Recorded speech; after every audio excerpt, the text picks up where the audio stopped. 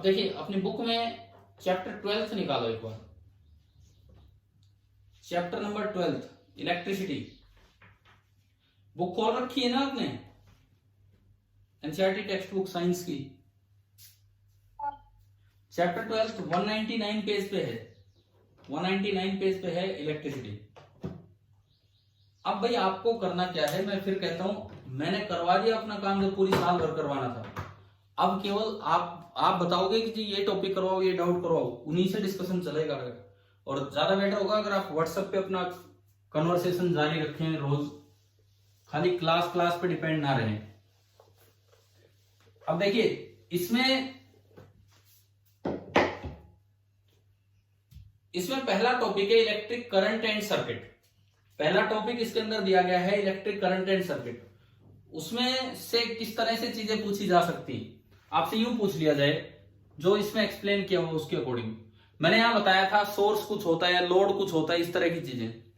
Suppose match the column type question बना के दे दिया जाए और नीचे ऑप्शंस होंगे, 3 इधर लिखे 3 इधर लिखे और नीचे ऑप्शन बना दिए 4 कि भाई ये इसके साथ मैच, ये इसके साथ, ऐसे। एक मैंने लिखा प्राइमरी सेल,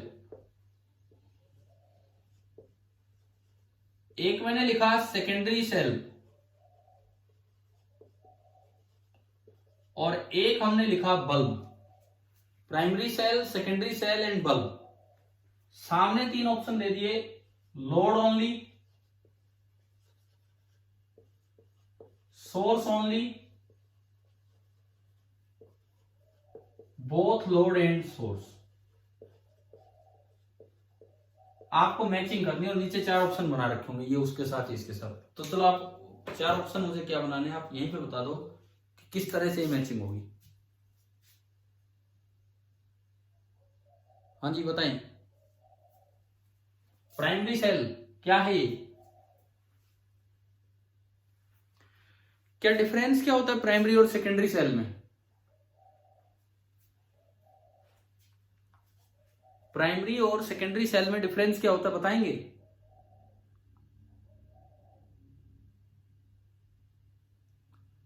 बोलिए भाई लोग, प्राइमरी और सेकेंडरी सेल में डिफरेंस क्या होता है बताइए।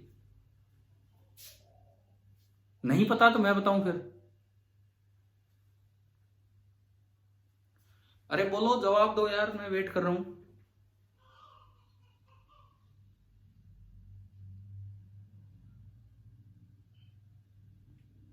अमन, अमन आप बताओ भाई, प्राइमरी और सेकेंडरी सेल में डिफरेंस क्या होता है? नहीं पता सर। नहीं पता? तो अब अगर जैसे नहीं पता तो फिर तो ये क्वेश्चन भी सोल्व नहीं हो पाएगा, ठीक है। और किसी से मैं पूछूं नाम लेके, या किसी को भी नहीं पता है?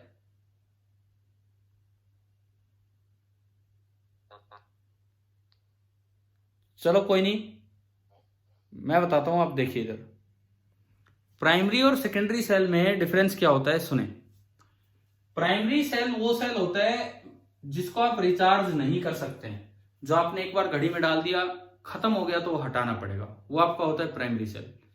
सेकेंडरी सेल क्या होता है, जो इन्वर्टर के साथ बैटरी रखी होती है, या पहले बोलते थे इमरजेंसी लाइट आती है, इमरजेंसी लाइट नाम ले दिया करते थे, वो चार्ज भी होती रहती थी, जब लाइट चली जाए तो डिस्चार्ज भी होती थी। क्या किसी ने वो टाइम देखा है क्या इमरजेंसी लाइट वाला? क्या होती थी इमरजेंसी लाइट जिसको बोला करते थे? देखो अब तो इन्वर्टर आ गया, अब तो इन्वर्टर आ गए, पिछले 10 साल से लगा लो, पिछले 10 साल से तो इन्वर्टर हैं घरों में। उससे पहले, इन्वर्टर से पहले हुआ करते थे, उसको इमरजेंसी लाइट बोल दिया करते थे हम लोग, तो पता नहीं इन जनरल उसका टर्म क्या था। उसमें एक 2 छोटी छोटी ट्यूबलाइट सी, व्हाइट लाइट सी लगी रहती थी और एक बैटरी टाइप सिंपल सी वो थी, उसको ऑन कर दो लाइट चली जाए तो अच्छी खासी रोशनी करती थी। लेकिन जब लाइट आ रही होती थी तो उसे चार्ज भी करना पड़ता था। और जब वो इमरजेंसी लाइट भी नहीं थी तो उससे पहले लालटेन या फिर वो लैंप, सिंपल लैंप तेल वाले, वो काम चला करते थे, उनसे हुआ करता था। तो ये जो इमरजेंसी लाइट है, ये आपके इन्वर्टर के साथ जो बैटरी रखी रहती है, क्या वो खाली डिस्चार्ज होती है, वो चार्ज भी हो सकती है? हाँ, तो वो होते हैं सेकेंडरी सेल। सेकेंडरी सेल का मतलब जो चार्ज डिस्चार्ज दोनों उसके। प्राइमरी सेल मतलब ओनली चार्जिंग होती है। Only charging. सेकेंडरी में बोथ चार्जिंग, सॉरी मैंने गलत लिख दिया। प्राइमरी सेल में ओनली क्या होती है, डिस्चार्जिंग, केवल वो डिस्चार्ज होते हैं। सेकेंडरी सेल में चार्जिंग भी होगी और डिस्चार्जिंग भी होगी। अब तो जवाब दो इसका, अब जवाब दो, बताओ। हाँ, primary cell source only, secondary cell both load and source। हाँ, जब डिस्चार्ज होगा तो सोर्स होगा, और जब चार्ज हो रहा होगा तो वो लोड होगा। और ये बल्ब लोड ओनली। तो मतलब इस तरह से भी तो सिंपल क्वेश्चंस बना के पूछे जा सकते हैं। सिंपल सा एक सवाल है और इस तरीके से ये बात पूछी जा सकती है कि क्या होगा क्या नहीं होगा। ठीक है, इसी तरह से कैरियर्स के बारे में पूछ लिया जाए। मतलब मैं जस्ट फर्स्ट पेज पे जो चीजें हैं बस उस पे जो नजर जा रही है वही देख के पूछ रहा हूँ। इसमें कहीं नाम नहीं है प्राइमरी सेल का, और इसमें सेल का नाम है और बल्ब का नाम है। मैं ये जो पहला ही पेज यहाँ पढ़ रहा था तो इसमें सेल है और बल्ब है, तो सेल और बल्ब से कैसा सवाल बन सकता है वो मैंने आपसे पूछा है। उसके बाद नीचे कैरियर्स का जिक्र है, फ्लो ऑफ इलेक्ट्रॉन्स का, तो उस पर देखो कैसा सवाल बनेगा। यहाँ पे अगेन मैं यही मैचिंग टाइप ही पूछता हूं आपसे। एक पार्ट है मेटल वायर, एक पार्ट है लिक्विड, और एक पार्ट है semiconductor. Metal wire, liquid and then semiconductor. और सामने में 3 लिखता हूं, यहां लिखा पॉजिटिव एंड नेगेटिव आयंस, यहां लिखा इलेक्ट्रॉन्स एंड होल्स, एंड यहां लिखा ओनली इलेक्ट्रॉन्स। अब है मैच द प्रॉपर कॉलम। अब इसका मतलब आपको खुद छांटने की, सामने लिखे क्या है, ये सामने क्या लिख के दिया आपको, कैरियर, कि किसके अंदर क्या कैरियर होते हैं, ये चीज आपको लिख के दे रखी है। ठीक है, आप लोग यार वीडियो ऑन नहीं करते हैं क्या? कुछ के ऑन है कुछ के नहीं है, एक का भी नहीं है सर। देखता हूं मैं, किसी ने भी नहीं कर रखा है।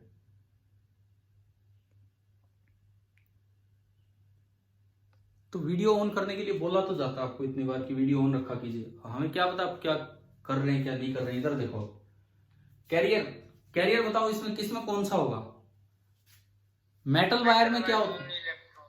मेटल वायर में ओनली इलेक्ट्रॉन, लिक्विड में positive and negative ions, semiconductor में इलेक्ट्रॉन्स एंड होल्स। अब होल्स क्या होते हैं? होल है, कैरियर अगर आए तो होल का मतलब क्या है कि होल कैसा कैरियर है? इलेक्ट्रॉन समझ में आता है, आयन समझ में आती है, चार्ज है, होल कैसा कैरियर है?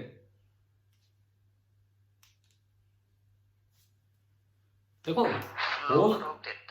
होल कैसा कैरियर है, सुनो।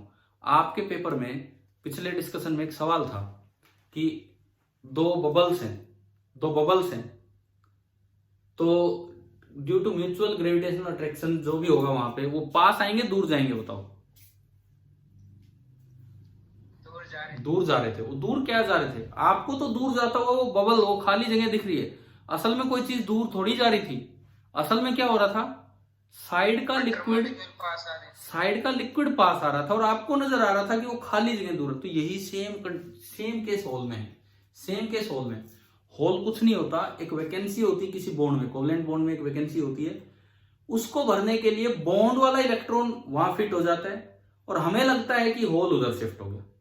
उस वैकेंसी को भरने के लिए बॉन्ड वाला इलेक्ट्रॉन इधर शिफ्ट होगा और हमें लगेगा कि होल उधर शिफ्ट हो गया। तो होल एक गुमराह करने वाली चीज है। दरअसल मेटल सेमीकंडक्टर के अंदर जो 2 तरह के कैरियर होते हैं, एक फ्री इलेक्ट्रॉन होते हैं जिनको खाली इलेक्ट्रॉन बोल दिया जाता है, और दूसरा होल्स होते हैं।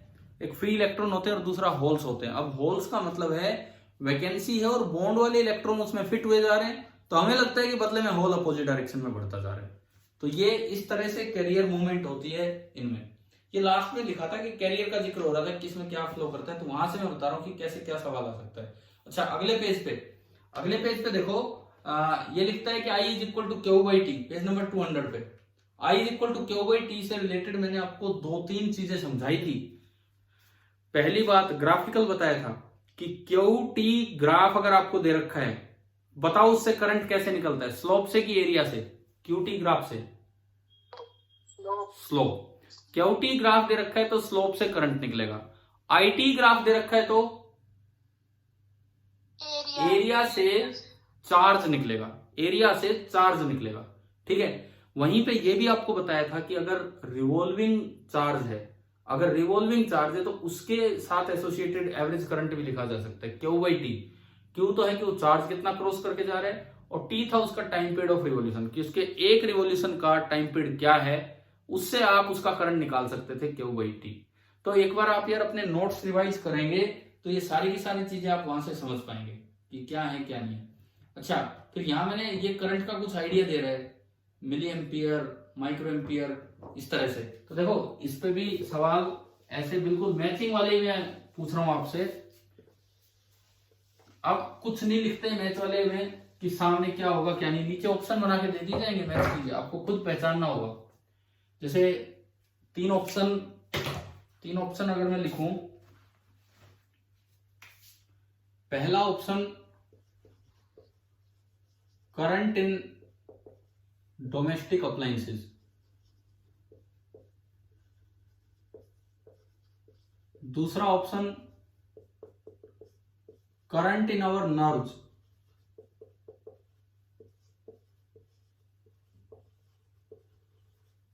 और तीसरा ऑप्शन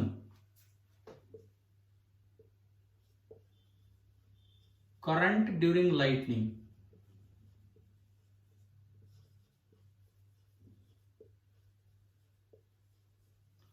अब सामने तीन ऑप्शन दिए गए, एक है tens of thousands of ampere,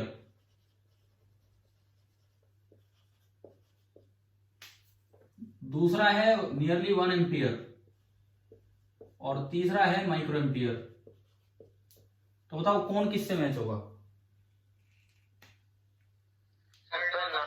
देखो करंट इन डोमेस्टिक अप्लायंस कितना होता है? सेकंड, 1 एम्पियर की रेंज का। करंट इन आवर नर्व्स कितना होता है? Micro ampere. और करंट ड्यूरिंग लाइटनिंग जो आसमानी बिजली कड़कती है उसमें tens of thousands of ampere. अब देखो इसमें कहीं नहीं लिखा कि आप रेंज बताओ कि क्या बताओ, मतलब इस तरह से मैच करवा के और नीचे ऑप्शंस बना के दिए जाएंगे। पहला ऑप्शन 1 2 के साथ, 2 3 के साथ, 3 1 के साथ, इस तरह से 4 ऑप्शन बना के आपसे पूछा जा सकता है क्या है। तो मतलब छोटे छोटे पॉइंट से यहाँ क्वेश्चंस बनेंगे जो आपको ध्यान रखना है। अच्छा, फिर इस चैप्टर में जैसे अगला ही वो मोटो में दे रखा है flow of charges inside a wire, flow of charges inside a wire. इसके अंदर ही देखो सीधा सवाल, जो मैं तो यहाँ जो नजर जा रही है उस पर मैं क्वेश्चन बोल रहा हूं। इस पे सवाल आ जाए कि drift speed of electron, drift speed of electron in a metal wire is of the order of, पहला मीटर पर सेकंड, दूसरा मिलीमीटर पर सेकंड, तीसरा माइक्रोमीटर पर सेकंड एंड चौथा किलोमीटर पर सेकंड। क्या आएगा? मिलीमीटर पर सेकंड। मतलब ये वो है जो जिनको आप न्यूमेरिकल नहीं कह सकते हैं, न्यूमेरिकल नहीं कह सकते, ये वो कंसेप्चुअल प्रॉब्लम्स है जो यहां से एक एक पार्ट से बनते चलेंगे। उसके बाद इसने पोटेंशियल और पोटेंशियल डिफरेंस को डिफाइन किया। हाँ ये टर्म थोड़ी, ये जो टर्म है ये टर्म थोड़ी इलेक्ट्रोस्टैटिक्स से रिलेटेड है, तो बस यही एक टॉपिक है इलेक्ट्रोस्टैटिक्स का जो आपके 10th के सिलेबस में। अगर हमने जैसे पढ़ा है कहीं कूलम्स लॉ K(Q1Q2)/R², या हमने पढ़ा है कि पोटेंशियल एनर्जी पेयर बना के अगर पढ़ रखी है K(Q1Q2)/R, तो वो सब 10th में नहीं आती है, वो 10th के सिलेबस में नहीं आती, वो सब आपके 12th के पार्ट है, 12th में ही ये सब आता है।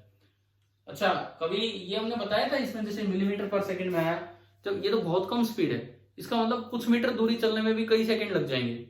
तो फिर ऐसा कैसे हो जाता है कि बटन ऑन करते ही पंखा चलने लग जाता है, लाइट ऑन हो जाती है, जब इलेक्ट्रॉन इतने धीरे जा रहे हैं? तो एनर्जी फ्लो करती है, पहले से इलेक्ट्रॉन होते हैं, पहले से होते हैं, उनकी लोकल ड्रिफ्टिंग होती है। लोकल ड्रिफ्टिंग, यहाँ वाले भी हिल रहे होंगे, वहां वाले भी हिल रहे होंगे, और लोकल ड्रिफ्टिंग होगी। और एनर्जी फ्लो करती है, एक बच्चे ने बोला, वो किस स्पीड से फ्लो करती है? Light of speed. हाँ, speed of light, speed of light से जो एनर्जी आगे बढ़ती है, जो इलेक्ट्रिक फील्ड आगे बढ़ता है, इसको नाम दिया जाता है ईएम वेव, जो हम 12th में पढ़ेंगे ईएम वेव, वो आगे बढ़ती है किस स्पीड से, 3 × 10⁸ मीटर पर सेकेंड से। देखो आप लोगों को थोड़ा बेनिफिट अब ये भी है, जैसे अब क्या है आजकल सारे वीडियोस डाले जा रहे हैं। एक 10th का बच्चा 12th का कोई वीडियो देख लेता है, कहीं से भी देख लेता है। मैं ये नहीं कह रहा मेरे मतलब इतने वीडियो होंगे ऑनलाइन, लेकिन एक टीचर के साथ होता है कि भाई ये चलो उससे पढ़ रहे हैं। तो अब आपका जो कोर्स चल रहा है वही 12th का भी चल रहा है। आपको कम डेप्थ में पढ़ाया गया, 12th वालों को ज्यादा डेप्थ में पढ़ाया गया। अब जैसे ये सारी की सारी बातें 12th के वीडियोस में तो और भी अच्छे तरीके से एक्सप्लेन हो रखी हैं। तो जिस भी बच्चे का जब मन करे वो 12th की प्लेलिस्ट से कोई लेक्चर अगर उसे समझना हो तो वहां से समझ सकता है और अपने कॉन्सेप्ट्स क्लियर कर सकता है। जैसे आजकल ऑप्टिक्स चल रहा है, एक दो बच्चों ने मुझसे लिखा, बोले सर हम वो अटेंड कर लें। खैर उसमें मेरी अनुमति की क्या जरूरत थी, बट वो तो ऐसे पूछ रहे थे कि कुछ फायदा होगा कि नहीं। मैंने यही कहा कि अगर समय है तो आप देख सकते हैं, उनके अभी रिफ्लेक्शन पूरा हुआ है, तो कुछ चीजें देखो, बहुत सी चीजें तो वो होंगी जो आपको भी पढ़ाई है, कुछ चीजें ऐसी होंगी जो आपसे थोड़ी अलग होंगी, थोड़ी नहीं होंगी। जैसे आपको रिफ्लेक्शन के लॉज पढ़ाए गए, उनको भी रिफ्लेक्शन के लॉज पढ़ाए गए, लेकिन उनका वो वेक्टर फॉर्म में भी पढ़ाया गया है। थोड़ा सा ये डिफरेंस हो जाता है। ठीक है, हम 12th की बात कर रहे हैं, सॉरी इसकी इलेक्ट्रिसिटी की बात कर रहे हैं, तो इसमें भी सर्किट्स आपको भी पढ़ाए गए, उनको थोड़ा सा और कई तरीकों से सर्किट पढ़ाए गए होंगे। तो सारी बातें वहां आ चुकी होती हैं। अब आप ये सुनो, ये जो चैप्टर है इसके बाद इसमें आता है सर्किट डायग्राम आप बना लोगे। Factors on which the resistance of a conductor depends, R is equal to ρL/A पढ़ रखा है ये फॉर्मूला हमने। ठीक है, मैं एक सवाल पूछता हूं, शायद आप जवाब दे दें कि अगर मैं इसमें रो क्या होता है, R बराबर ρL/A में रजिस्टिविटी। मेरा सवाल यह है कि अगर मैं एक कंडक्टर को खींच के उसकी लेंथ डबल कर दूं तो रजिस्टिविटी कितने टाइम्स हो जाती है? सेम ही रहती है। हाँ, सेम ही रहती है। अक्सर इसमें बच्चे मिस्टेक कर जाते हैं और 4 टाइम्स कर जाते हैं पेपर में। वो 4 टाइम्स रेजिस्टेंस होती है। रजिस्टिविटी ज्योमेट्री पे डिपेंड नहीं करेगी, वो रेजिस्टेंस है जो ज्योमेट्री पे डिपेंड करेगी। तो इस तरह के सवाल और परसेंटेज चेंजेस से रिलेटेड क्वेश्चंस मैंने आपको इनमें बताए थे कि क्या होते हैं, कैसे देखना होता है। अच्छा, उसके बाद देखो system of register series combination. उससे पहले मैंने आपको करवाया था केसीएल और केवीएल, याद है ना, Kirchhoff current law, Kirchhoff voltage law, दोनों लगाने आते होंगे, सिंपल लॉज हैं। वो लॉज 12th में आते हैं, लेकिन हमने यहाँ पढ़ लिए 10th में। वो लॉज तो 12th में आते हैं वैसे। फिर हमने सिस्टम निकाले तो सीरीज में निकल के R1 + R2 वो बढ़ जाता है, पैरेलल में 1/R1 + 1/R2 से निकलता है वो कम हो जाता है। अब आपकी बुक में तो खाली कॉम्बिनेशन ऑफ रजिस्टर्स है। हमने शायद फॉर NTSC एग्जाम उसकी तैयारी के नाम पे हम थोड़ा और आगे पढ़ लेते हैं, तो हमने शायद कॉम्बिनेशन ऑफ सेल्स भी पढ़ा था। पढ़ लिया ना, series grouping, parallel grouping of cells, सारी चीजें आप इसमें कवर कर चुके हैं। और उसके बाद इसमें आता है heating effect of electric current. ये एक अच्छा टॉपिक है। Heating effect of electric current एक अच्छा टॉपिक है जिसमें आपके लेवल पे क्वेश्चंस पूछने के चांस ज्यादा हैं। इसमें हमने आपको फ्यूज वायर के बारे में पढ़ाया होगा, बल्ब की रेटिंग के बारे में पढ़ाया होगा, बल्ब की वोल्टेज के बारे में पढ़ाया होगा, जरूर करवाए होंगे सारे काम, है ना। तो आप अपने नोट्स से या पुराने वीडियो से एटलीस्ट ये रिवाइज करके रखना। और कल की जो क्लास होगी, मैं कहता हूं कि कल की क्लास का क्यों वेट करते हो, आप आज शाम तक अपने डाउट्स भेजिए। अब कीजिए, पहले ट्राई कीजिए, खुद बिल्कुल ना हो तब डाउट भेजिए। तो कल की क्लास एक तरह से डाउट क्लास ही हो जाएगी, किस पे, ये जो इलेक्ट्रिसिटी वाला पार्ट है इस पे। तो अब आगे आगे डाउट क्लास ज्यादा हुआ करेंगी, बजाय कि मुझे कुछ आगे पढ़ाना उसके। ठीक है, अब आप मेहनत करना स्टार्ट कीजिए। ठीक है, थैंक यू।